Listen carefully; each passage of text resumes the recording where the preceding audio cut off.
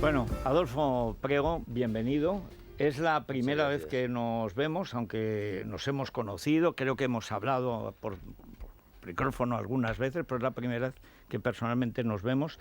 Y había un consenso tal que probablemente le ruborizaría a usted los elogios que se han vertido sobre su capacidad, etcétera, etcétera. Muchas Ahora gracias. está en el ámbito privado de la abogacía, Sí. pero durante muchos años es magistrado del Tribunal Supremo y además ha sido siempre un referente de la media docena de referentes que en el ámbito de lo penal hay y que los jueces, que son unas ganaderías complicadísimas de lidiar, pues ellos saben cuáles son los importantes, los menos importantes y los que están ahí, porque tiene que haber de todo en esta vida.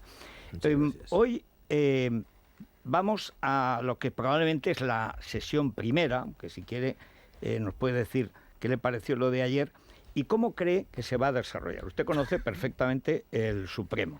El Supremo, como todo ámbito judicial, es para el común de los mortales casi incognoscible. Es decir, los jueces son muy raros, los fiscales son muy raros, son humanos, parecen humanos, se reproducen como nosotros y por tanto deben de ser humanos. Algunos tienen los vicios de todos los humanos, véase la ministra de Justicia, su entrañable y tal, pero en general el ser humano no entiende el funcionamiento de la justicia, le gusta que funcione. O sea, el ser humano, sobre todo además la cultura popular española, que es católica, nadie es más que nadie, tiene un gran amor a la justicia, pero no siempre cree que la justicia coincide con los jueces. Sin embargo, cuando se llega a un asunto de esta, bueno, el más grave que puede haber, que es un golpe de Estado, claro, estamos además ante un juzgado civil. Recordemos que el anterior fue un juicio militar que luego el Supremo remató con la sentencia de Armada, porque además el gobierno, con buen criterio, el gobierno de Calvo Sotelo, que tuvo un comportamiento ejemplar, quiso que fuera así. La petición de que la sentencia de Armada fuera 30 años, igual que Milán y que Tejero, que esto es un hecho importante. Bien, pero ahora estamos ante un tribunal civil, digamos, donde está la crema, digamos, en el ámbito penal, de jueces y de fiscales, en el Supremo. ¿Cómo se va a desarrollar esto? ¿Cómo prevé usted, por lo que se vio ayer, y conoce a los fiscales, cómo cree que va a pasar a partir de hoy? Bueno, yo, aunque parezca un tópico decirlo y parece que es que quiero escurrir la respuesta y no es así, es decir, se va a desarrollar con absoluta normalidad por parte del tribunal. Ahora, esta gente está acostumbrada a esto y a otras cosas mucho más, no más graves desde el punto de vista de la perspectiva del ciudadano común, pero sí procesos muchísimo más difíciles. Los procesos y los recursos de ETA, por ejemplo, de terrorismo, tienen otra tensión y otro peligro y otro riesgo. Esto es bastante normal. Quiero decir que son delitos complejos, es un proceso muy largo, muy extenso, pero están preparados para esto y para mucho más. Están absolutamente tranquilos. La gente cree que están nerviosos. No están absolutamente nada nerviosos. Tienen todos los recursos, todos los mecanismos, todas las teclas a su disposición que ofrece el ordenamiento jurídico para resolver y enfrentarse a cualquier incidente, a cualquier problema que se quiera plantear en la sala.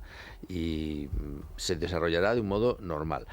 Supongo que habrá intentos de producir momentos de tensión, no digo algarada, pero en fin, sí, hay momentos de protestas, de ruido. Eso lo resuelve el presidente de la Sala Segunda, Manuel Marchena. Es un señor con mucha sangre fría, mucha tranquilidad y con un conocimiento del derecho profundísimo. Es decir, está en una posición de superioridad respecto a todo aquel que le quiera provocar. El Tribunal Supremo no se deja provocar, ni se va a dejar provocar, y desde luego va a tomar decisiones correctas. La gente lo va a poder presenciar en televisión, cosa que, por cierto, ha sido una idea verdaderamente excelente por parte del presidente, porque quisieron meter 5 observadores previamente elegidos, claro, de carácter internacional, y dijo, no, 5 son pocos, Todos, y 10 también, todos. y 1000 también, el mundo entero. Sí, señor. Todo el que quiera verlo, que lo pueda ver. Y no eligiendo trozos o fragmentos de la vista, sino de manera continua, en directo, como se dice ahora, en tiempo real, ¿no? Y me pareció una idea excelente, porque es que no hay nada que ocultar, no hay nada que disimular, no hay nada que tergiversar, no hay nada que disfrazar. Y por lo tanto están absolutamente tranquilos. Solo 2 cuestiones y ya paso la palabra porque seguro que le quieren preguntar. Aquí ha habido dos momentos especialmente delicados. El caso de la instrucción del caso por el juez Llarena, que ha sufrido unas presiones absolutamente atroces en lo personal, en lo familiar, y luego traicionado por el gobierno de España. Yo pienso, no lo sé, porque ya digo que no entiendo a los jueces, sé que son humanos, son ustedes bastante humanos, pero distintos, ¿verdad? No sé, pues es como los de Valencia, que son distintos de Teruel, o sea, y no digamos los de Zanzíbar, humanos, ¿verdad? Pero en Teruel y Zanzíbar no suelen coincidir mucho. Pero a mí me parece que el momento en que el Ministerio de Justicia apuñala al juez instructor, mientras le están haciendo todo tipo de vejaciones a él, a su mujer, a su hijo, cercándole la casa, si algo quedaba, digamos, en la Fiscalía, que al fin y al cabo es el Ministerio Público y lleva el peso de la acusación. Sí. Está la acusación particular, pero al final, imagino, la acusación popular, perdón, lo que van a atender más los 7 jueces es a la Fiscalía, que ha llegado con un criterio común. Es en parte el calvario del juez instructor. Es decir, que esto, en lugar de favorecer a los juzgados, a los justiciables, a los que están en el banquillo, más bien les perjudica, incluido lo de ayer, que empezó un tío que, como se llama Van der Eyden, pues debe ser que en Barcelona, como todo lo que viene de fuera, como son tan, sí, pero les debe parecer interesante. Empezó diciendo que era una cosa técnica y luego que esto era Uganda. Claro, las dos cosas, eso, imagino que a Marchena le escaparía una sonrisa. Pero ¿usted no cree que en este verano, cuando hubo diversos movimientos del gobierno, primero abandonar a Llarena, luego sacar a Forn, o tratar de sacar a Forn, que es uno de los acusados, y otras operaciones que en el fondo iban a lo mismo, traer la nueva fiscal general del Estado con una hoja de servicios, PROSOE en Andalucía, no precisamente, digamos, brillante, que esto lo que ha hecho es reforzar la situación, o digamos, psicológicamente, la entereza, casi diríamos la unanimidad, o por lo menos, digamos, el bloque de jueces y de fiscales? Yo creo que sí. Entre las rarezas que tienen los jueces, y insisto que no estoy con esto haciéndole la pelota a mis antiguos compañeros, mi antiguo tribunal, entre las rarezas que tienen es que no se alteran. Es decir, no se alteran porque están entrenados para no alterarse. En el caso del señor Llarena, alguna vez hablando con él y tal, no le ha afectado en lo más mínimo, a él personalmente. A quien sí le afecta es a la familia. Claro. Eso también lo pasé yo, en fin, lo padecí yo en su día, en otros momentos. Las mujeres, las esposas, los hijos, los familiares, le pasan mal. A él no le afecta lo más mínimo, ni tiene miedo, ni le humilla, le resulta desagradable, sencillamente, pero no por lo que le afecta a él, sino desagradable por la pasividad de otros órganos del Estado cuya misión institucional está en evitar que estos espectáculos se den y que no se dan ni en Francia, ni en Alemania, ni en ningún otro país. Es decir, lo que es lamentable es que se permita que ocurra. Ahora, una vez ocurrido, a él podríamos decir, por ejemplo, una expresión vulgar, le entra por un oído y sale por el otro. Es decir, le trae absolutamente al fresco. No se ha movido y además cuando lo comenta con una sonrisa. Es decir, parece imposible que estas cosas ocurran. No tiene miedo ninguno y por lo tanto refuerza la posición del tribunal. Sí, bueno, con el refuerzo que ya tenía con anterioridad. Las insolencias, los retos, las chulerías, por decir, ante un tribunal, cuando se trata del Tribunal Supremo, no sirven absolutamente para nada. Por eso me sorprende que haya gente que quiera utilizar esa vía pensando que va a conseguir algo. A lo mejor no quieren conseguir nada, lo que quieren conseguir es un momento de tensión que se retransmite al mundo entero. Afortunadamente se va a retransmitir y se va a ver que es uno de los tribunales, uno de los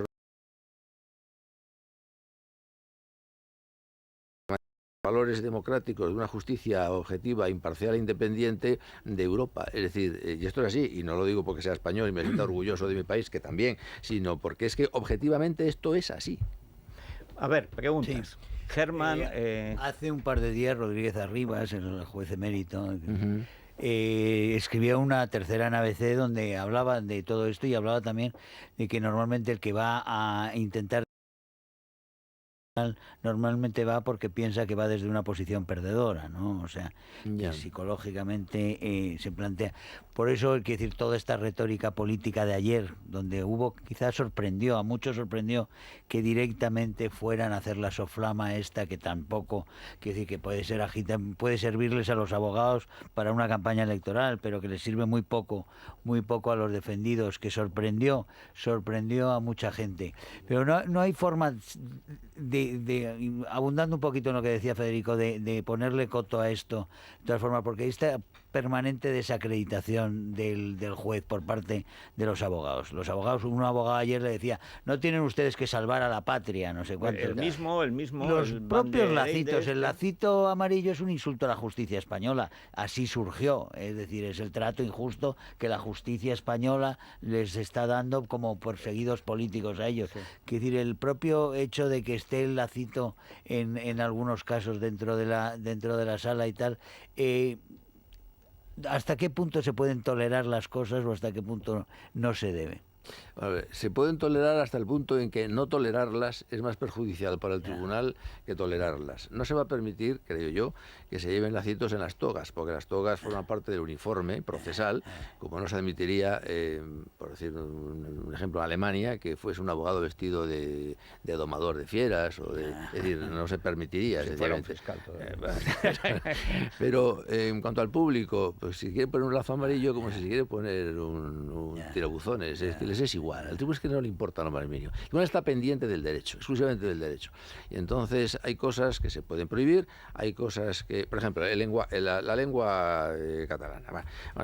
Es decir, la ley española establece como lengua oficial del Estado el castellano o español, pero dentro de la comunidad autónoma que tenga lengua propia, pues se permite la utilización de la lengua propia. Una vez que se utiliza esa lengua propia, pero salen los documentos de ese territorio hacia Madrid, tienen que venir traducidos. Bueno. Yo muchas veces, estando en el Tribunal Supremo, he ordenado la devolución de los autos, concretamente a Cataluña, para que tradujeran documentos que estaban en catalán, que ellos sabían que tenían que traducir, que no querían traducir, para que la Sala Segunda, ya cansado, acabara tragando. Y yo no lo permitía, lo devolvía entero, y eso atrasaba a lo mejor el proceso medio año. Pero esto de la lengua, por ejemplo, se debe hablar ahí en castellano, pero los letrados desde luego, y las partes pueden decir, bueno, es que yo el castellano lo manejo peor que el catalán, y como el catalán me expreso mejor, no hay problema que haya un traductor que será, no es con casquitos, porque lo que se quiere es que lo que diga en catalán y lo que se traduzca por el traductor sea oído por el mundo entero. Eso está bien pensado. Claro, para que no haya ninguna reticencia acerca de si le han malinterpretado. Yo no he dicho eso, sí.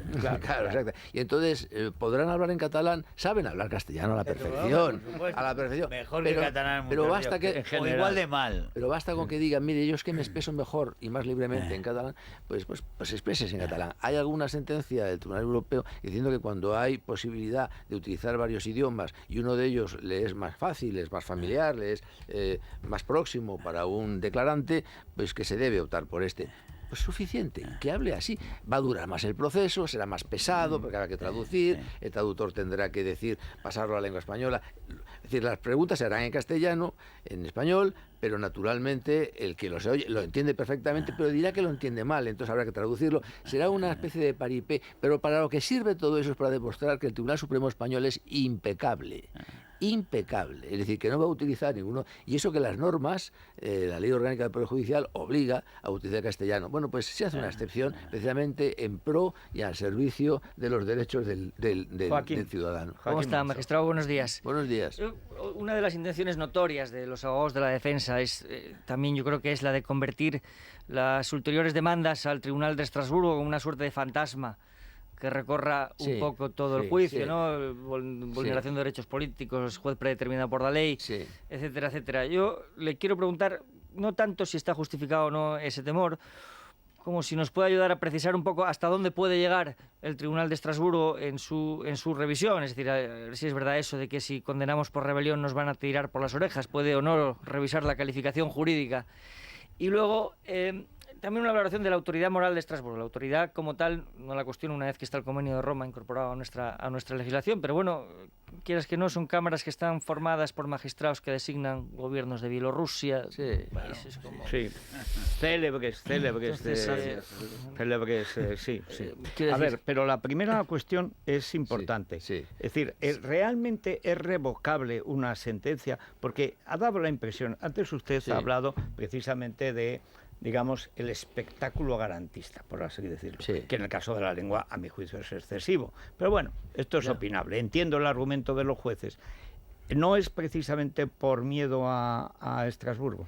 Es que hay sentencias internacionales que en estos casos, que ya se han dado, donde, es decir, alguien dice, lo cual no significa que lo que diga sea cierto, dice que prefiere hablar en su lengua materna porque se va a poder expresar, va a poder matizar y elegir las palabras mejor, en esos casos se debe optar por la lengua que facilita la expresión del pensamiento que se quiere transmitir a los oyentes. Y como ya existen esas sentencias, pues van a evitar. No, aquí, ahí donde está sentado usted, lo defendió precisamente el viernes Javier Ortega Smith Becerra, que dijo, efectivamente, hay precedentes, incluso en el juicio de los etarras, dice que quiere declarar en euskera para defenderse mejor, declare usted en euskera. Se traduce y luego son 25 años de cárcel. Ahora, o sea, lo que sí quiero decir es, además, Estrasburgo no puede revocar una sentencia española ni de ningún país. No revoca, o sea, no es una instancia en la que pueden decir, bueno, se deja sin efecto y la sentencia queda, en ese caso, digamos, volatilizada del ordenamiento. No,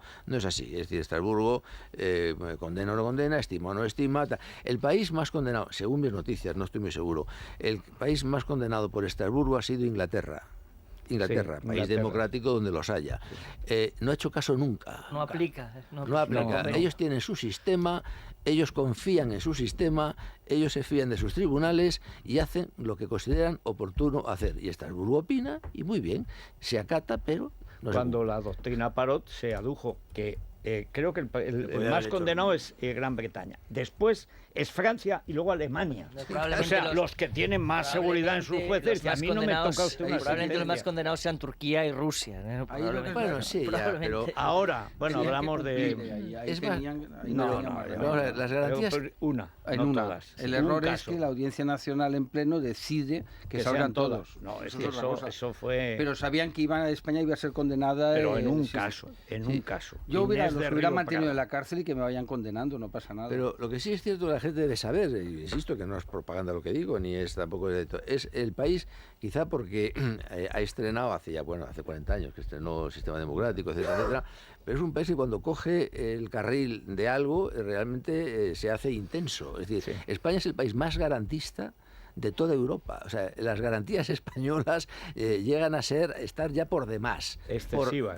Por demás. Se alargan los procesos. Exacto, se alargan los procesos, los recursos, no sé. Es decir, espectáculos como, por ejemplo, un país, Estados Unidos, ha habido por un asunto conocidos por todos. Yo cuando vi aquello en España, ni un solo magistrado español, ni uno, en un caso así, si es que las cosas fueron como yo las vi en televisión o como en los medios de comunicación, jamás se hubiese producido una condena, no ya a muerte, si es que ni a un mes de arresto. Es decir, sin embargo, ahí ocurre, ¿no? Es decir, España es muy garantista. Y Estrasburgo dudo que pueda en algún momento decir nada. En cuanto a la calificación, si es robo, hurto, apropiación indebida, rebelión, sedición, malversación, Estrasburgo no tiene capacidad ninguna porque en la Declaración de Derechos Humanos no están los tipos penales, están las garantías, los métodos, las maneras de juzgar, con el derecho a la defensa, contradicción, publicidad, inmediación, es decir, todo este tipo de y desde luego aquí se cumplen, no es que se cumpla, es que se sobredimensionan y por lo tanto lo dudo mucho.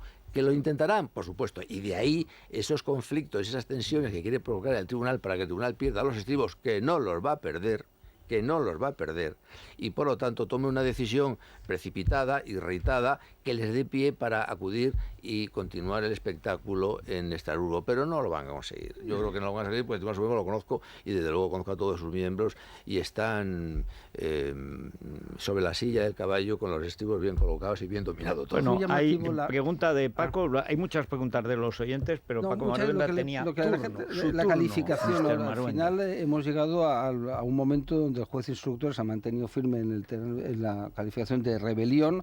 La Fiscalía se ha mantenido firme también en rebelión. La Abogacía del Estado, bueno, yo no lo critico porque está en el servicio del gobierno, por tanto es lamentable. Pero hay que recordar el aspecto heroico del señor que se negó a firmar contra su conciencia en un acto, el más grave que se puede cometer, ilegal, que se negó.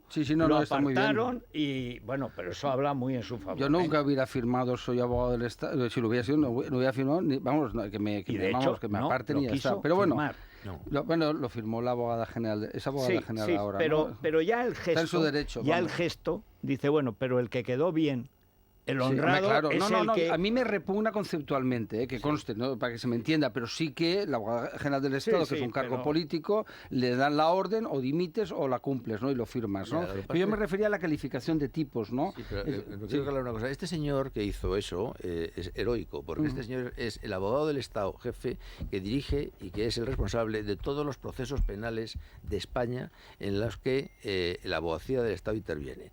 Que un señor así, que está sometido al principio de jerarquía, que depende de la administración pública y que depende, de cierto modo, del gobierno, diga, esto yo no lo firmo porque esto es ilegal, eso lo hace solamente una persona de una decencia absoluta, digna de admiración. Yo lo conozco porque le he visto intervenir en la Sala Segunda, en una ocasión en que yo intervine también como abogado en un recurso de casación, y lo he visto intervenir en otros muchos procesos. Es un hombre de un enorme prestigio. Pues le han obligado a dimitir y con él su equipo, es decir, realmente se ha sacrificado en aras de la legalidad, es decir, es un hombre verdaderamente admirable. Yo porque no tenía su teléfono, si no hubiese mandado un mensaje de felicitación. Esto no lo hace todo el mundo, él sí. Y por lo tanto lo que ha demostrado es que ese señor dentro de la abogacía del Estado es un hombre de un sentido de la legalidad y de la honradez absoluta, ¿no? Absoluta. Bueno, yo no digo que el siguiente que venga y que firme lo que le manda, pero es que un abogado del Estado debe calificar, por eso es el abogado del Estado jefe de los temas penales, porque se confía en que sus criterios jurídicos son los correctos. Son de Estado. Son exactamente. Y ahora, si al gobierno no le gusta, pues ¿qué le vamos a hacer? Pero desde luego este hombre se comportó de una manera impecable. Yo tengo que decirlo públicamente porque es de justicia. Bueno, ¿cómo se llama este? Edmundo. Sí, se va extendiendo la idea como Edmundo Dantes. O sea, Has tenido oportunidad de ver un poco de los tipos, ¿no? Rebelión, conspiración, sedición. Ellos dicen que ni siquiera hizo una sedición, sino que simplemente era una reunión amable y agradable. Reclamaron la República. Y se va extendiendo un poco la idea de una solución entre sedición y rebelión, pues conspiración para la rebelión, ¿no? ¿Tú has visto si está bien armado? No, vamos a ver, yo lo que sí debo hacer por prudencia, ¿no? Precisamente porque he sido magistrado de la Sala Segunda, yo no me debo abstener de hacer calificaciones en este momento. No, es que no debo hacerlo porque no soy miembro de la Sala Segunda, por lo tanto yo no soy quien para dar las lecciones a la Sala Segunda de cómo se deben calificar las cosas. Es seguro que como lo calificarán perfectamente y tal. Otra cosa es que yo hace 10 años, cuando nada de esto había ocurrido todavía, pero yo sencillamente por el conocimiento de la historia de España, ¿no? Porque se veía venir. Claro, se veía venir. Y yo hice un repaso del ordenamiento jurídico y dije, si esto ocurriera en la hipótesis de que ocurra, ¿cómo está el ordenamiento jurídico preparado para hacer frente a esta situación? Y entonces fue cuando dije que el delito de rebelión, al introducir la exigencia de la violencia, introducía un elemento condicionante muy, muy riguroso, que no contenía el de la República, mejor dicho, tenía dos: la rebelión propia, con violencia, y la rebelión impropia, donde se castigaba con penas altísimas, hasta, si no recuerdo mal, hasta 30 años o 20, los que indujeran o procuraran la separación de parte del territorio nacional fuera de las vías legales. De las vías legales. Claro. Y ahí la declaración de guerra que hace Alejandro con la Rusia en el 34. Entonces fue lo que dije, Dios, si un día ocurre esto, y lo único que mantuve en su día es, si no hay ningún comportamiento callejero de alzamiento, ningún movimiento de masas, pero todos los días se desayunara al Parlamento de Cataluña, todos los días proclamando mediante votación la independencia de Cataluña, eso es jurídicamente la nada, cero. O sea, no hay ninguna respuesta. O sea, estaría el ridículo, porque todos los días podrían declarar la independencia sin consecuencias. Cosa que hubiera ocurrido si hubiera tenido consecuencias en la República. Eso fue lo que dije. Pero yo entonces me estaba refiriendo a algo que todavía no había sucedido y que eran predicciones de futuro. Y además hace 10 años no había 17.000 elementos armados como los mozos de escuadra que en lugar de colaborando con el golpe, en lugar de reprimirlo, como había ordenado el juez. Y colaborando con la violencia efectiva en las calles. Pero eso ha venido después. Y lo que sí quiero decir es que lo que califique la sala segunda será la calificación correcta, sin duda, sin la más mínima duda, y por lo tanto ahí yo ni entro ni salgo por prudencia, porque además... Bueno, una cosa, ¿por dónde van los oyentes? Porque es curioso. Estamos ante un asunto en el que la inmensa mayoría, por no decir la totalidad, tiene su opinión y además quiere, apetece la justicia. Primero, porque somos españoles, porque venimos de ahí, porque nadie es más que nadie, etcétera, el mejor alcalde del rey, en fin, esta tradición, que es una tradición profundísimamente arraigada en los españoles, más que en cualquier país. Eso que decían la democracia frailuna en broma, hay que reivindicarla en serio. Es decir, realmente esa idea católica de que la justicia, como el hombre tiene una dignidad, como hecho a imagen y semejanza de Dios, tiene que ser preservada y por lo tanto no debe ser menospreciado entre los jueces, sino tratado en igualdad, eso está absolutamente anclado en el sentir popular, en gente que sepa o no sepa de derecho, que a veces es mejor no saber para confiar en la justicia. Pero, ¿por dónde van hoy los oyentes? Pues ellos precisamente quieren saber y no perderse en las cuestiones técnicas, así que aprovechan a plantear también sus dudas sobre el juicio a los golpistas y la independencia del Poder Judicial. Después de la pausa. Es la mañana de Federico, con Federico Jiménez Los Santos. Bueno, vamos con esas preguntas de los oyentes y que Adolfo Pregual, que se le entiende todo, es una cosa extraordinaria, tiene que venir periódicamente, pues se le entiende todo. Es un placer. Bueno, que no es fácil, ¿eh?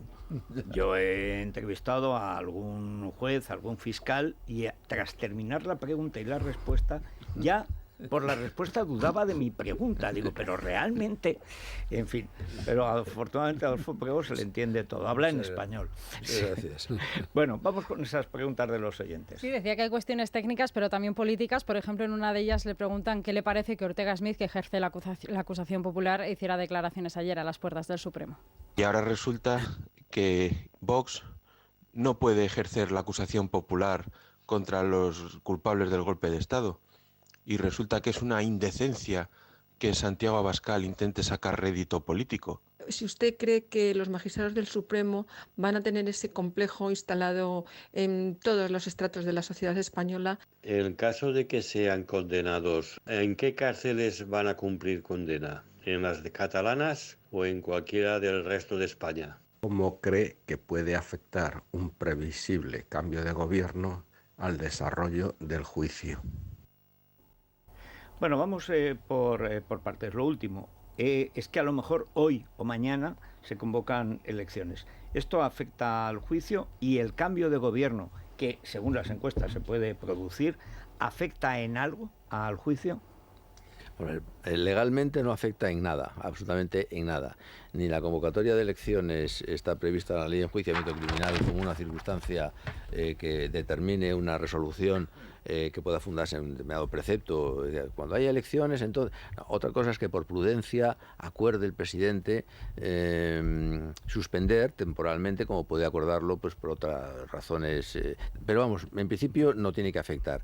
Si él considera que afecta a la buena marcha del proceso o no quiere que se produzcan contaminaciones de opinión pública, de debate político, que acaben mojando un tribunal que está impermeabilizado frente a las presiones políticas, eso es otra cosa distinta. Ya sería una suspensión por razones de utilidad y de ventaja con relación a la credibilidad del tribunal. Pero no es una consecuencia legalmente necesaria de un presupuesto que ocurra. Será una conveniencia que el tribunal decidirá en su momento por razones de conveniencia para la credibilidad del propio juicio, pero nada más. Pero no hay en principio ninguna razón legal que exija eso. La acusación popular, sí, que planteaban. Bueno, es que se planteó hace 2 años y medio, cuando es que Vox ni existía en las encuestas. Claro, estamos en una situación complicada. A mí es que me sorprende que esto surja con relación a Vox, cuando yo estoy acostumbrado a ver macrocausas todos los días en España, donde son acusaciones populares, el Partido Socialista, el Partido Popular, Izquierda Unida, en el tema de Ausbach. Y bueno, esto se ha visto siempre con normalidad. Es decir, o existe o no existe la acción popular. La acción popular nació en 1812 en la Constitución de la primera Constitución de Cádiz. Bueno, la verdad es que nació por y para que el pueblo pudiese acusar en determinados delitos. Luego se extendió, y esto es una particularidad del ordenamiento jurídico español. Ahora, que sea Vox, yo no sé, este debate se habría producido si en vez de Vox hubiera sido el PSOE, el Partido Popular o Ciudadanos, pues seguramente no. Yo creo que esto no es un debate que tenga relación con la acusación popular en cuanto tal, sino con el contenido de esta acusación popular. Habría sido el PSOE, ¿verdad? ¿Se imagina usted? Entonces no habría habido golpe. Lo que pasa es que decir que esto politiza es absurdo, porque vamos a ver, lo más despolitizado es la abogacía del Estado, que es del Estado, no la abogacía del gobierno. Y sin embargo, hete aquí que en esta ocasión el abogado del Estado, jefe de los procesos penales, fue destituido o se le obligó a dimitir o fue eliminado por un criterio de contenido político, de no negarse a firmar una calificación con la que no estaba de acuerdo. Eso sí es politizar la justicia, porque eso es colocar a una de las partes, que es el abogado del Estado, en una posición determinada, jurídica, que viene ordenada desde el gobierno.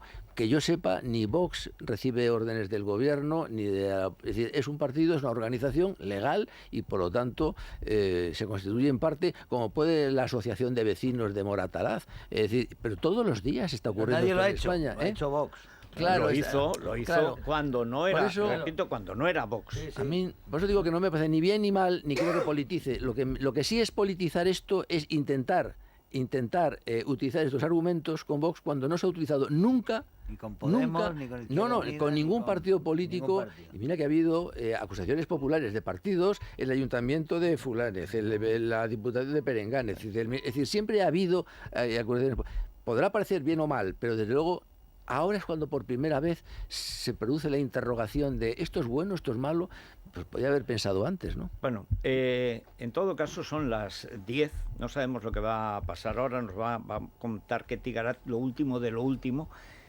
¿Qué le parece, don Adolfo? Y esto no es un atraco, sino que como esto va a durarse unos 3 meses, 4 meses, quizás hasta el verano, ¿no? Mayo, junio. Si todo van, hasta el verano. Antes de agosto, antes de julio, lo que estaría. ¿Qué le parece si cada mes quedamos aquí y repasamos cómo va el juicio? Hombre, yo encantado de la vida, siempre y cuando yo, por respeto, insisto, y por no interferir... No, como hoy, si usted se ha cuidado religiosamente de no... Yo lo que quiero que quede claro es una cosa, vale, todo lo que diga el Tribunal Supremo, yo digo amén. Es más, si usted dice amén, yo estoy dispuesto a decir así sea, o sea, amén, pero porque mucha gente sí que necesita información creíble, porque va a haber un bombardeo, en el peor sentido, durante todo este tiempo. Ya. Por lo que comentaba antes, que es que en el 23F no había ningún medio golpista y ahora son todos impunistas. Ya. Y claro, eso es una cosa que obliga, digamos, a la gente con criterio, no solo político, de opinión, sino técnico, explicar qué pasa o qué puede pasar. Es un fenómeno inaudito, que estemos hablando de un golpismo que prácticamente ayer copaba las televisiones, las posiciones partidarias, simpatizantes, cuando no cómplices de los golpistas que estaban siendo juzgados. Bueno, quedamos en que una vez al mes, don Adolfo, quedamos un día que a usted le venga bien. Y repasamos cómo va el asunto, porque se van a producir, sobre todo en medios de opinión, no tanto lo propiamente jurídico, que eso sí que parece claro que está armado y va a funcionar como un reloj. El problema es cómo ven el reloj los espectadores. Si cae la bola o no cae la bola. Bien. Quiero aclarar que cuando yo digo amén no es por subordinación ni por jerarquía, es porque tengo sinceramente la absoluta confianza de que lo que decida merece decir amén. Es decir, es que confío plenamente en el Tribunal Supremo, y lo digo públicamente porque es la pura realidad. Me ha arrastrado incluso esa confianza que es muy rara. Pero muy bien, me gusta. Muchas gracias, don Adolfo. Muchísimas gracias. Bueno, casi lo mismo que con Adolfo Prego, confiamos en la información de Ketty Garat. Pues, pero Ketty muy pocas veces se equivoca y está en el Congreso de los Diputados siguiendo la sesión sobre los presupuestos y hay información sobre esa posible convocatoria electoral. Te escucha, Ketty. Con muchísima intensidad. Muy buenos días, Federico. Buenos días a todos. Muchísima intensidad, que es con la que han retomado los corrillos 12 horas después de que se concluyera el pleno ayer a las 9 de la noche, a vueltas con esa comparecencia. Hay división y mucha rumorología en torno a esa comparecencia del presidente, en la que haría un anuncio. Esto es lo que dicen algunas fuentes en las próximas horas. Lo que nos confirman a esta casa, Federico, es que hoy el presidente va a hacer una declaración. Va a hablar al término del pleno, al término de esa votación que podría llegar antes de lo esperado, al mediodía de esta jornada, pero que no esperemos hoy la fecha de las elecciones, sino solo una declaración de intenciones, un reconocimiento de que la legislatura se acorta y una declaración de intenciones que podría llegar como muchísimo a reconocer que habrá elecciones en primavera. Dicen estas fuentes que las prisas son malas consejeras y apuntan al jueves o al viernes, incluso que sea el propio presidente quien comparezca el próximo viernes tras el Consejo de Ministros, anunciando, entre otras cosas, la exhumación de Francisco Franco. Y atención, porque también hay otras día cuestiones. Le caerá un rayo encima, lo fulminará.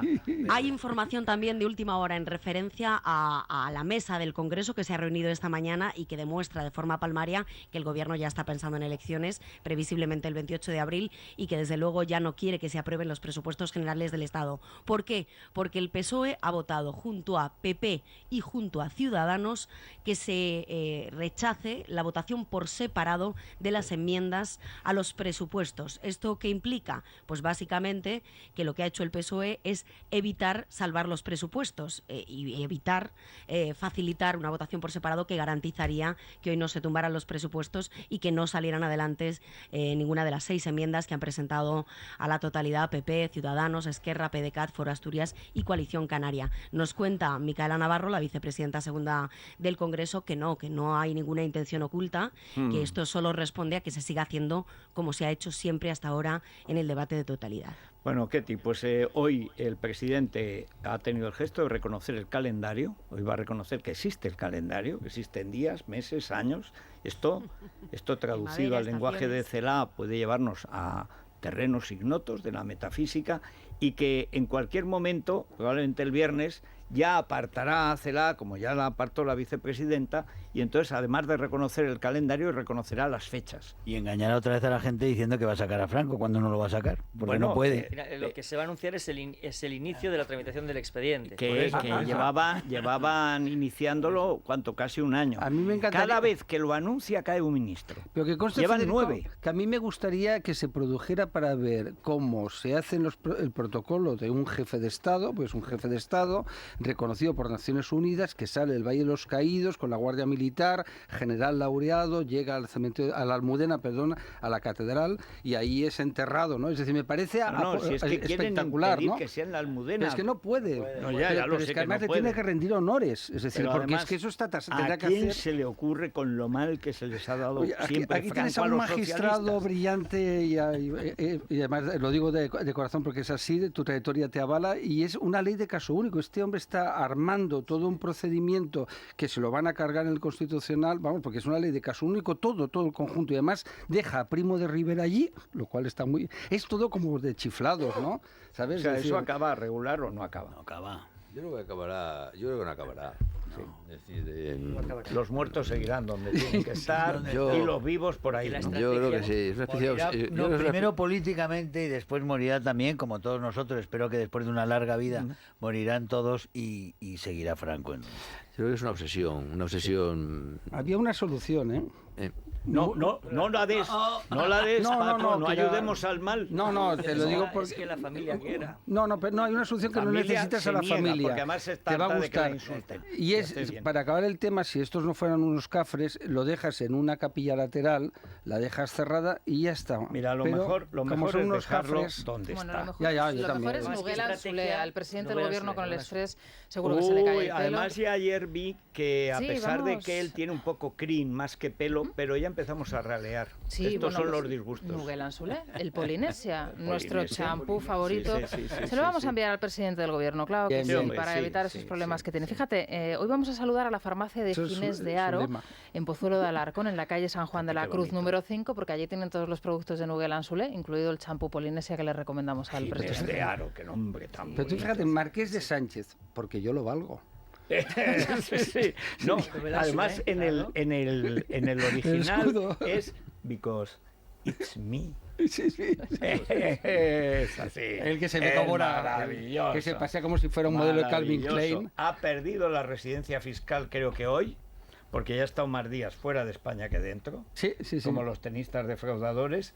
Y ya va a tener, lo que no sé dónde va a declarar Begoña, el sueldo de King Africa. No esa Begoña. África, porque lo va a tener que declarar en Andorra o en Ghana. Sí. Ese secreto de Estado. Todo secreto de Estado. Utilizar el helicóptero. Me contaba un amigo de Sánchez, dice, te equivocas en tu análisis. Lo del helicóptero es para demostrarle al suegro que él es el que manda. Es marcar... Ahora, claro. De sentirse menospreciado, etcétera, porque era el guapo, concejal, tal, pero que no... Y de golpe, porque a mí me llamaba la atención, yo nunca iría en helicóptero a la boda de mi cuñado, es que no se me ocurriría, me parece, ¿sabes? Como excéntrico, ¿no? Te vas en... además te vas en el coche oficial ahí, que son muy cómodos, estás tranquilamente leyendo, durmiendo, viendo una serie, escuchando la radio, lo que te dé la gana, ¿no? Entonces, ¿por qué en helicóptero? Para que se vea de que él es el que manda. Bueno, vamos rápidamente, una pausita. Una pausa y continuamos. Y luego, podemos seguir, vale, Rosa, tenemos una pareja nueva que va a ser tremenda. Es la mañana de Federico, con Federico Jiménez Los Santos.